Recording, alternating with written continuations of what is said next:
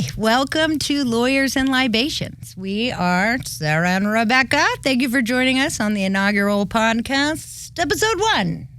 Welcome. So we have some champagne to kick off the first episode. Going forward, we're going to have some surprise cocktails from each other or from our guests, but one of my champagne sweatshirt, I thought... It's very fancy. Yeah. Champagne sounds and good. It's the first one. So I'm going to pop some champagne while we're getting ready. Go ahead and start with that. So part of our Lawyers and Libations is we are going to have guests on that are going to tell you about different things that specialize in different areas of the law or participate kind of in our daily activities in Atlanta. So they are required to actually bring a surprise drink every time that they make, basically because I'm lazy and don't want to have to do it myself. But the first one, since we don't have a guest, we have Rebecca, who's brought some champs for us. Bubblies. Yes. So wanted to tell you all a little bit about us and how we met. So Rebecca and I are law partners at Stottlemyre & Associates. We both practice personal injury and workers' comp law. Right out. Jesus Christ. Okay. At least no one was injured. It didn't hit anybody in the face. Yeah. But Rebecca and I met when she was at another law firm, and we had a good friend that was a defense attorney who introduced us and said, you guys should talk and maybe you would be interested in working together. And so on kind of the first night out with Rebecca, we both went to UNC Chapel Hill. Go Heels. Go Heels, except for this terrible season of basketball, whatever shit show that was. But both went to UNC, did not know each other, made out with some of the same people, but did not know each other personally. So we ended up going to a black tie event, and I knew that it was love at first sight when she marched up to the DJ and requested, Rebecca, what song did you request? My favorite rap song, Give Me That Nut by Eazy-E. So, needless to say, I actually, at my wedding, sang that song a cappella with all of my bridesmaids walking down to the lake where I got married. So I knew it was love at first sight when she did request that song, that we were immediately soulmates. And it is the best. To this day, that is our go-to sing it together girl song, leaving fun steak dinners and it is very funny when unsuspecting people are in the car with us, though, and we put that on and we rap every it is filthy. lyric. Maybe we should close with that song. We probably could do that.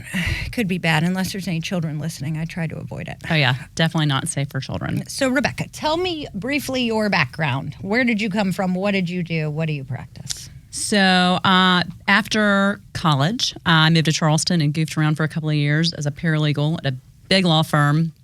It was a great experience, but I got really tired of doing work for lawyers so they could go play on their boats every day. Mm-hmm. So I went to law school. Yes. At University of South Carolina and practiced law in South Carolina for about 9 years and then moved to Atlanta with my husband's job. I was kind of on the fence about working and thought I might stay at home. Oh, no. It was awful. I did it for 3 months. And so I took the bar and started working, and here I am.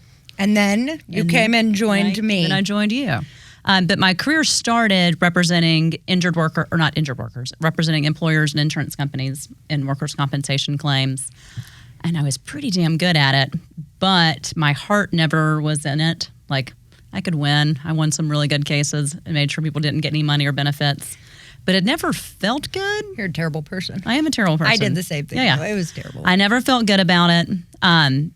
In the last few cases I won, I felt really bad about winning. And I was like, you know what? I don't think that I'm going to do this forever. Like, it just didn't, I feel like karma was not on my side if I was going to continue to make sure people didn't get money or medical treatment. There are tragic things that end up happening to defense attorneys if they're too big of assholes. There are. So I ended up switching to a very large plaintiffs firm in Atlanta. Mm-hmm. And I have loved representing injured people ever since. I'll probably do it, and not until I die. I'm definitely going to retire at some point in time. Yeah. But yeah, I love Portugal. To Portugal. Yeah, let's. To an island. I don't know, a ski slope, something. Well, and you also serve on what's called the Chairman's Advisory Committee on the Legislative Council. Is that right? I do. And what does that group do? So the State Board of Workers' Compensation in Georgia is chaired by Ben Vinson. and he selects different people within the workers' compensation community to serve at his request to help write. I work in the group. We help write new legislation. So, And you are the only female in that group. I am the only aren't you? female. I think I'm the only female that has ever been in that group. I think so, yeah. It's been delightful, a little bit of a challenge. Very challenging. But we rewrote some great legislation this year that just got passed. It's little time consuming, but fun, and obviously very rewarding whenever you can make changes that impact people. All right. Well, I'm very glad that you're my law partner. Absolutely. That brings me great joy. Cheers to that. I couldn't because be happier. you cannot practice law with people that make you fucking miserable. So Rebecca does not do that to me. Nope. Try to bring sunshine to every day. You do. So just a little bit about myself. I'm from Highlands, North Carolina, in the mountains. Went to Chapel Hill.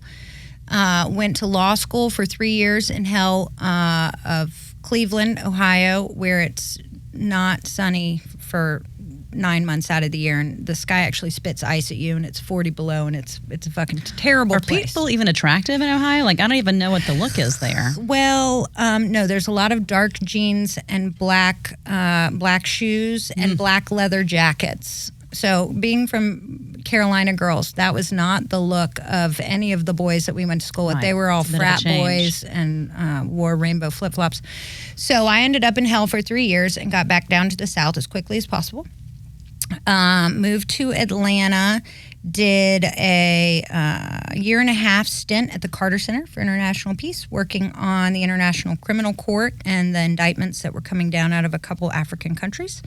Because my favorite thing of what I really wanted to practice law on was crimes against humanity and genocide and how to prevent those moving forward. However, it's very difficult to get a job in that line of work at the International Criminal Court because they're in The Hague, and the U.S. really didn't even sign on to the treaty. I mean, so. it doesn't even. I mean, I don't. Do you even get paid? Like, I can know you imagine don't. that would be You a don't. lucrative. No, you actually You do it because you want to, not. Yes. So at some point in time, maybe in the future, when I'm older and don't need money anymore, I may, I don't know, move to The Hague and fucking do that. But right now, I'm not doing that. So I then started doing insurance. Well, no, I prosecuted child deprivation cases at the Fulton County Juvenile Court as a special assistant attorney general for 2 years after that.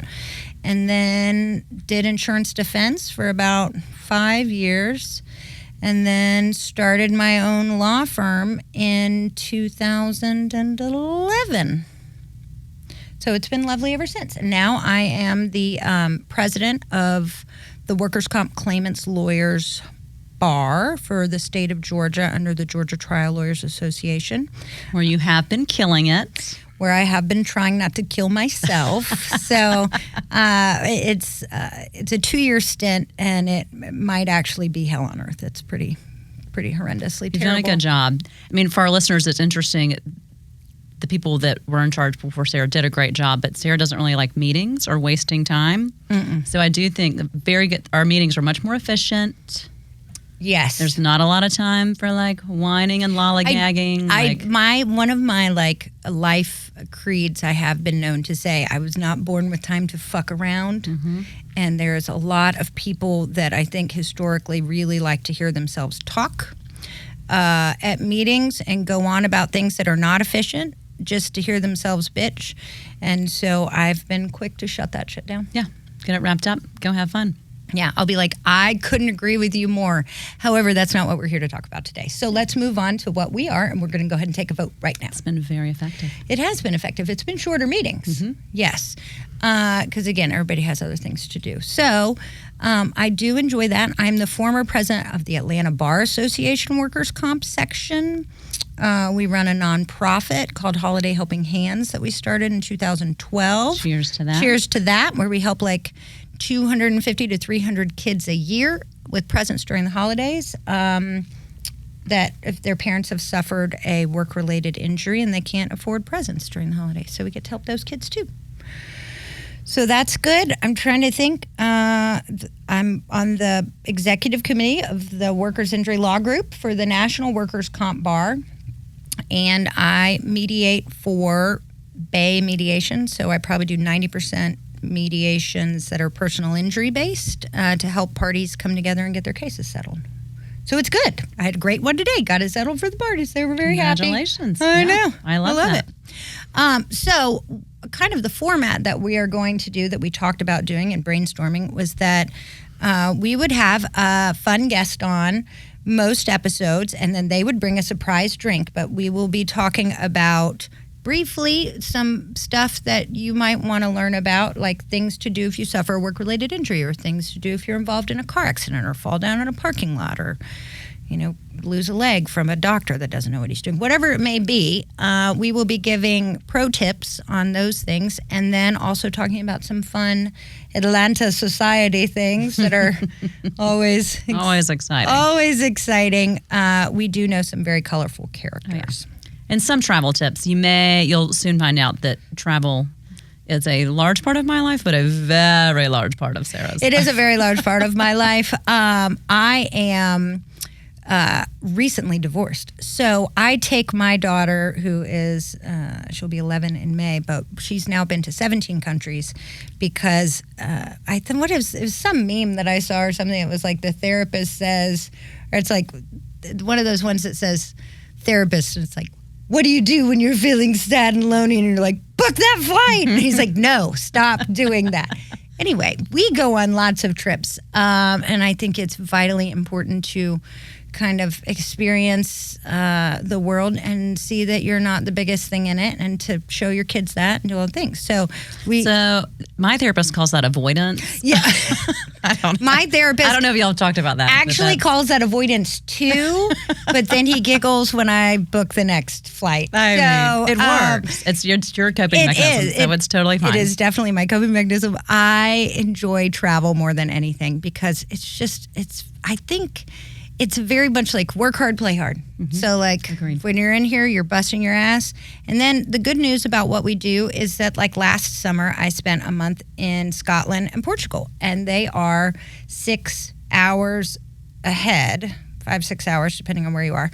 And so you could wake up and work every day in the morning, get all of your emails done. I didn't even put my out of office on. So that is a bonus that COVID has created. It definitely has. I mean, and even last week, Sarah and I were on a brief ski trip with some other female lawyers and friends. We were. It was fun. It was amazing. But because of the time change in the reverse, I would get up every day at 5:30 and work for like 2 or 3 hours, drink coffee. That's also something you'll learn also about crazy, Rebecca. She's a complete fucking psychopath in the sense that she gets up every morning at 5 a.m. She has 3 children. She gets up at 5 a.m. and works out and has coffee and has probably done, I don't know, a full day's work by the time I get up. So we're a good pair in that I work at night and she goes to bed earlier, and then I'm usually up till like 2 or 3, and she's vice versa. She's up, she's awake 2 hours after I go to bed and killing it. So every morning on this ski trip, I would come upstairs like around 8:30, which our time is 10:30, so that's fine. And she would have already worked out and been working for 3 hours minimum. I got a ton of work done. My kids weren't there, so nobody was asking for food or anything. So I could work, ski, après ski, and then go to bed. It's perfect. Go to the dispensary. We didn't have any fun at all. It was absolutely a terrible trip. Awful. It was horrendous.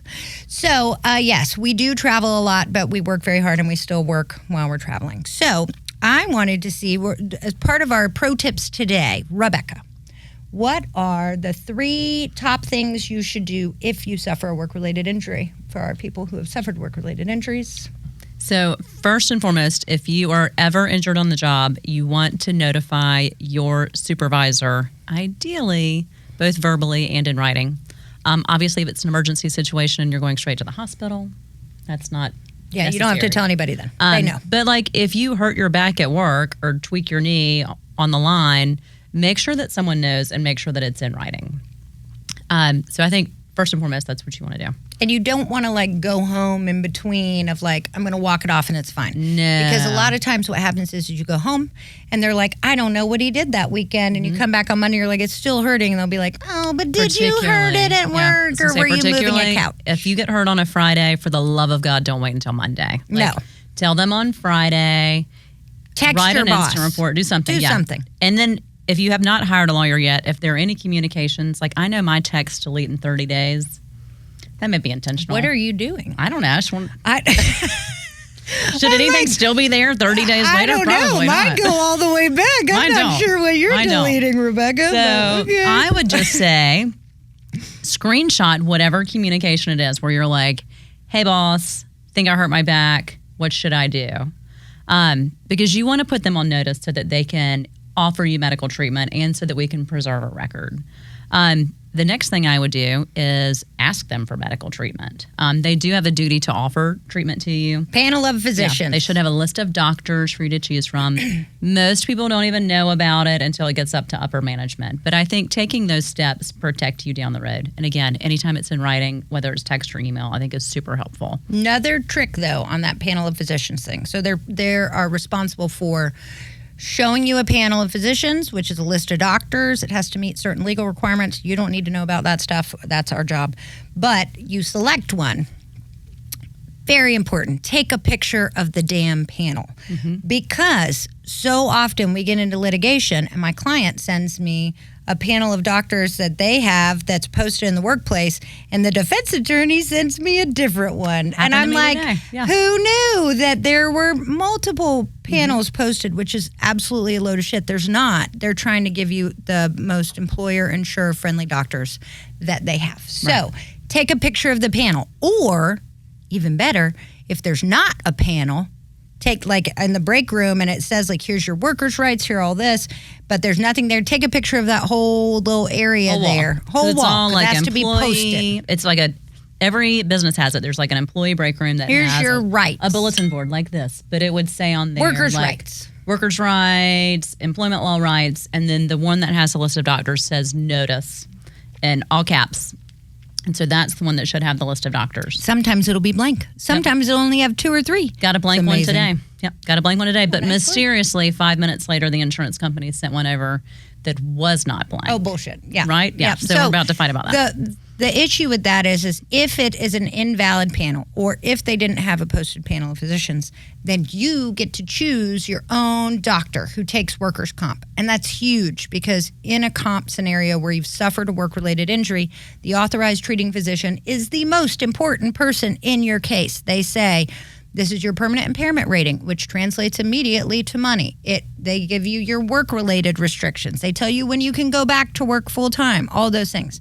So And they recommend your treatment. And you want to get with somebody Huge. good because there are some crap doctors, even in Atlanta, that I would not let touch. anyone, Yeah, no.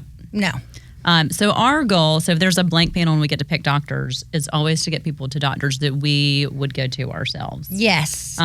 Which I have had a ACL repair from skiing. Shocking. I've had a lumbar fusion from the lovely birth of my daughter 11 years ago. And so those are the doctors, the surgeons that I send my clients to. It's not the ones that are going to run up the highest bills or that are going to keep you out of work for, ever, even though you only have like a back strain.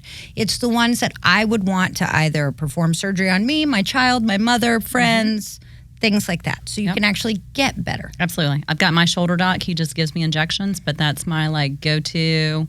If I have a shoulder client, I get them there. Yes. And so definitely getting medical treatment and figuring out that panel is super important.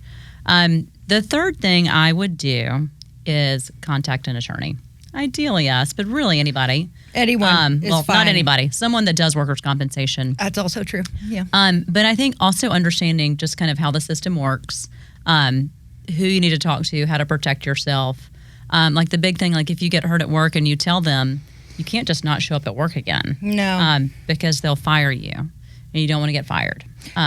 Because Georgia law is not injured worker friendly. So you want to make sure if you're hurt that you're kind of playing by their terrible set of rules. It's all a game. They are bad rules, but They're bad rules. they But if you all play have the legal game, consequences. They do. And if you play by their rules and you have a good lawyer and you have good medical treatment, you can do well, but you just have to, particularly that first 7 to 21 days, I think is a really important period. Woof. Yeah. Because that's the time frame in which the insurance company can deny your case. Yes. So I would definitely don't wait 21 days to call a lawyer. I Oh would God, call no. Call No, in the no. first week. Pretty quickly, because they one of the biggest things is they're going to help you select a doctor if there is a valid panel of physicians. And if they're good lawyers, if you don't need a lawyer, they're going to tell you don't need a lawyer right now. Right now, if you want to be ushered through the system, that's 90% of what we do. But if they're a good lawyer, they may say, I'll help you pick a doctor, but your employer's doing everything that they need to right now, so you don't need to pay us. Now, in Georgia, just for your reference, our fees are set, they're capped statutorily at 25%. So you can't attorney shop and find somebody else that's going to take less, and nobody's going to charge you more. 25%. That's what it is of any settlement, or some attorneys take 25% of your weekly indemnity benefits if the attorney has to fight to get those started. But generally speaking, we're not billing you by the hour. So if I'm not going to want a client to waste their money or settlement money whenever they get done, if their employer's doing everything and they're going to get back to work, that's not really when you need an attorney. But you can talk to them, and if they're good, they'll help. Absolutely. And we do free consultations. I probably do 2 or 3 consultations a week where I don't sign someone up. Same. Yeah. But I just go through, here's the law. This is what you should expect. And I'll say the same thing. I'll be like, you're still working. They're letting you treat. They're being cool. In 2 weeks from now, if they no longer have work for you, or if they're refusing to provide you medical care, call me back. Or if they start being assholes. Right. We do have a lot of clients that will say, well, I love my employer. I've been with them forever, da-da-da-da-da. I don't want to sue them. Okay, number one, you're not suing your employer. You're suing their insurance company. They have insurance specifically for that reason, to cover any for possible work-related injuries. But the nicest employer, when they start seeing things, they also can turn pretty crappy. And so a lot of times they'll be like, we're over this. I mean, I can't think of any case where someone at the beginning said, I don't want to do anything wrong. I love my employer, that ended up still loving them later. They never love them later. Happen. No, I mean, and I think, and I can, what's the right word? Flashback to my defense days when I would revisit. You're welcome. Perfect word. Mm-hmm. I would tell my employers, look, don't be nasty to injured people. They don't want to be hurt. Send them flowers in the hospital, check on them, bring them back to work, because then they don't hire lawyers. But it's shocking. And people have very serious injuries, are in the hospital, and their boss never calls to check on them. They don't send them flowers. They don't even send them a freaking card. What did that cost? $4? Right. And so those are the people that are like, how do I trust this place I worked for the last 20 years? My arm just got ripped open. They haven't and checked no in. one's even called to say hi. So things can change very quickly. It does. So even though you think that your employer may be your most favorite thing in the world, it literally might not be in 5 days from now. So you want to talk to a lawyer so they can help you with your medical treatment. And there's also certain things like return to works, attempting light duty jobs, all those things where if you don't know the legal ins and outs, your benefits can get suspended while you sit out waiting for 9 months to a year to go before an administrative law judge for your hearing issues. And it sucks. So definitely call a lawyer. And one thing that's crazy, it's not like this in other states, but in Georgia, the adjuster can negotiate settlement with an injured worker. Asking a defense attorney, and the injured worker doesn't know what they're agreeing to, and it can get signed off on without them knowing. So, yes, 100%. If nothing else, for the love of God, if you haven't talked to an attorney within the first 21 days, if you're about to sign settlement paperwork, oh Jesus, don't. Just call us, and at least let us tell you if you are losing out on something, because there are certain injuries that automatically qualify for significantly higher payouts. And I'm going to be honest, these adjusters aren't going to say, hey, guess what? Your arm got amputated, so you're going to get more money. You're actually catastrophic. They're just going to throw out a number at you. They're just going to be like, do you want $15,000? And if someone's desperate, they'll be like, sure, I do want $15,000. And the board will approve it. So, anytime if you are unrepresented, just call. And sometimes call us, but call someone else, and at least just make sure that you're on the right track. If you're not, we'll tell you. And if sometimes you are, defense attorneys do shady shit too, like that. Where I actually had a colleague of mine have to go to the board to get one of a signed stipulation, settlement agreement, vacated because the defense attorney went to the hospital where the injured worker was still sedated and fucked up on drugs. Right after post-accident, and had him sign the thing. See, bad karma. Yeah, you're Like, a bad. he might not even You're a exist bad anymore. fucking person. Yeah. Like you Yeah. are. It's going to be very warm in hell when you end up there. Anyway, God, I hope we don't end up there with him. yeah, okay. It won't be because we were nice to our clients. It won't because we weren't nice to and help people. It could be for other things, but generally speaking, we're good people. So that does happen. So definitely call a lawyer. Call us. We're here to help if you need it. So that's pretty much what we do. So we're done with the informational section of our thing. So biggest pores in Buckhead for Atlanta. If you're not from Atlanta, Buckhead is a cute little section of Atlanta that is lovely with lots of good restaurants, and it's a little bit more like hoity-toity. You've got the streets of Buckhead, which is like Very fancy. the mean streets of Yeah, Buckhead, which is shops of Buckhead, not the streets of Buckhead. You have to be Same in thing. designer gear to walk around there. It's definitely not like I go there For the in faint my of heart. sweatpants and a t-shirt because I don't care. But a lot of people are in Balenciaga, whatever it may it's be. a Fendi. Yeah, it's lots of Fendi. Gucci. So there's all those designers there. But Rebecca Hallberg, what would you think is the biggest pour in Buckhead? By biggest pour, we mean like strongest drink in Buckhead? Yes. Well, from personal experience, I would say the Yabo Espresso Martini, which I comes... would say that's the most dangerous pour in Buckhead. Do you want the largest or the most dangerous? Largest pour. Like somebody who, if you Oh, definitely. So I was at Hal's Wednesday night. Hal's will get you every time. Yep. Mm-hmm. And I had a blue cheese martini, blue cheese olive stuff martini. And I did joke when the guy brought it up Was to me. I with you on Wednesday? No, I was with I was Ryan. like, was I there? Yeah. Because last time Ryan I was and I at went. Hal's Tori's birthday, Yeah. Mm-hmm. had a blue cheese martini. But so the waiter and I joked. He goes, "They're really strong," and I go, "Well, I know. Mm-hmm. I've been known to have two and black out, so I'm going to have one." I've been there. think- I've put her in a Uber. Actually, I've Before dinner. ridden with you. Yeah. Yeah, before we even had food because there were two of them. Yeah. Yes, I think at Hal, I just think that they're. roofied. I a good do. way. There may be roofies in the blue cheese, but I do think that there is an extraordinary amount of booze. Well, it's like you order like a Ratio. bourbon. So I'm a bourbon on the rocks kind of girl a lot of the time, and I will do like a Buffalo Trace or a Four Roses or a Weller's. So, I mean, any of those things are delicious. But so you think you go to a normal restaurant in Atlanta and you do like a little shot glass.